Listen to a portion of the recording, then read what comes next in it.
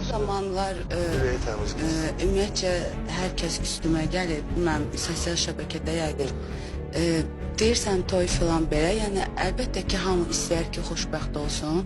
Heç bir xanım yaxşı yerdən getməz də. Xanım da bilirsiniz də, deyir həm zərifdir, həm zəifdir. Adi bir xoş söz deyirsən, ona aldanır da. Aldanmışam sadəcə olaraq, inanmışam, güvənmişəm, çox səhv insana güvənmişəm. Yəni bir yazırlar oradakı ailəli olub, falan olub. Əziz izləyicilər, mən sizi başa düşürəm, haqq qazandırıram sizə. Çünki mən araşdırmamışdım, belə deyək.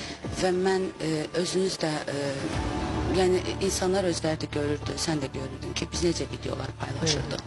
Yəni bir bəy bir xanımla əl-ələ, qol-qola bu cür videoları sosial şəbəkələrdə paylaşırsa, necə ailəli ola bilər?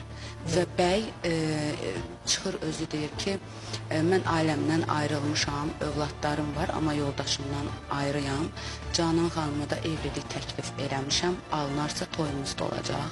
Bu bəyin öz dilindən çıxıb, bəli, bu bəyin öz dilindən çıxıb və bugün də dünən hətta çıxıb deyir ki, mənim ailəm, mən ailəliyəm.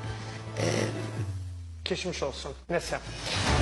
Keçmiş olsun. Yox, Samir, mənə bir dənə sizlə maraqlıdır.